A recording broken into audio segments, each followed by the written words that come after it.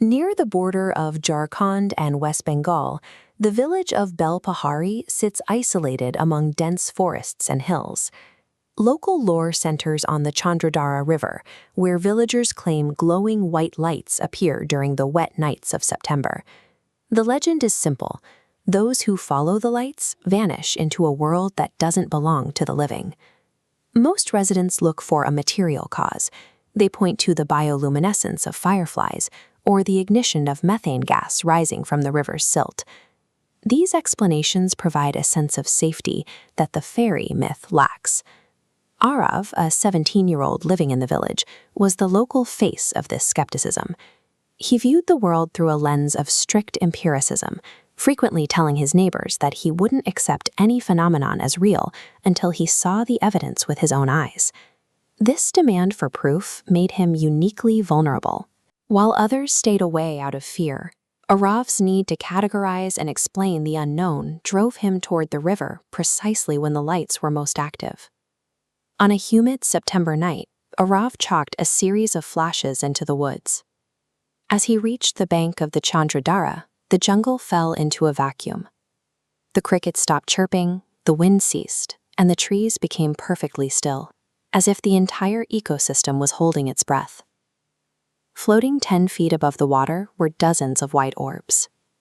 Up close, they lacked the erratic movement of insects. They held distinct, humanoid shapes. Figures with shimmering garments and eyes that caught the moonlight. The encounter became invasive the moment one figure turned toward him. As she smiled, a melodic voice vibrated inside his head, calling his name. The sound didn't come through his ears. It felt like it originated from within his own thoughts. Arav's legs began to move toward the water. He tried to lock his knees, but his muscles ignored his brain's commands. His forward movement was steady and rhythmic, as if his nervous system had been hijacked by a remote signal. A burst of white light saturated the riverbank, turning the jungle into a featureless void. By morning, the village found only his flashlight in the mud. Arav was gone, leaving no footprints or physical trail to follow. For 7 days, search parties found nothing. Then, on the 7th morning, Arav appeared in front of the village temple. He was physically intact and showed no signs of dehydration or exposure, despite having been missing in a dangerous forest for a week. His presence was unsettling. He possessed an unnatural stillness, and his eyes had taken on a faint, permanent luminescence. When asked where he had been, he could only offer a recurring 3-word answer: "I don't remember." The mystery deepened as his behavior changed. Every night at the same hour, Arav would rise from his bed and walk back to the river in a trance, standing at the water's edge for hours before returning home at dawn. His mother began recording him as he spoke in his sleep. He used a language with a complex tonal structure that bore no resemblance to local dialects. Interspersed with the unknown words was a single Hindi phrase: "They are calling me back." Harinath Baba, the village's oldest resident, claimed that Arav's consciousness had been split. He argued that while the boy's body had returned to the village, a vital part of his mind was still tethered to whatever realm he had visited. In his dreams, Arav saw a world under 2 moons. He stood before a spire made of light, where the rigid, earthly laws of physics seemed entirely secondary to the intent of the beings living there. The figure from the riverbank appeared again. She told him that his biological origin was just a starting point, and that he belonged in a place where his curiosity could be fully satisfied. Arav woke up gasping, but the dream didn't fade with the morning light. He felt a cold, physical weight in his hand.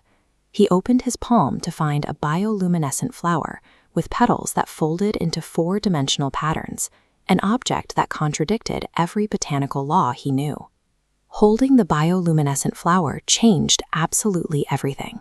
His logical explanations for the lights, the methane gas, the glowing fireflies, the imagined hallucinations, became entirely irrelevant. He was now holding undeniable, definitive proof of another reality, and that reality was explicitly asking him to choose. On the night of the full moon, Arav returned to the Chandradhara. This time the village followed him with torches, determined to see the phenomenon for themselves. As Arav reached the bank, the white lights returned in the hundreds. They began to orbit a central point, their paths forming the shifting geometry of a dimensional gateway. This wasn't a random supernatural event. It was a structured opening. The moment the gateway stabilized, Arav's memories of the last 7 days returned. He remembered a place where knowledge wasn't learned from books, but experienced as direct streams of consciousness. He realized the entities were collectors of rare perspectives. They were cosmic scholars who sought out individuals with an obsessive need to understand the unknown. They hadn't kidnapped him to hurt him. They had invited him to help archive the complexities of human curiosity. The figure in the light reached out one final time. Arav stood at the threshold of total understanding. He could leave his mortal life behind and become a part of their eternal archive, or stay in a world where mysteries remained unsolved. Arav looked back at the flickering torches of his village and the frightened faces of his parents. He realized that while the entities offered infinite knowledge, they couldn't offer the warmth of human connection. He took a step back and shook his head. With that single gesture of refusal, the lights collapsed. The geometric gateway vanished, and the jungle returned to its mundane, silent state. The entities accepted his choice and withdrew. Years later, the alien flower finally revealed its true purpose. Using a high-powered lens, Ara found a line of glowing symbols etched into the structure of the petals. The message explained that his time in the other realm was an evaluation of his priorities. The entities weren't looking for those who would abandon their world for knowledge, but for those who valued their humanity enough to stay. By choosing his village over the cosmos, Arav passed the test.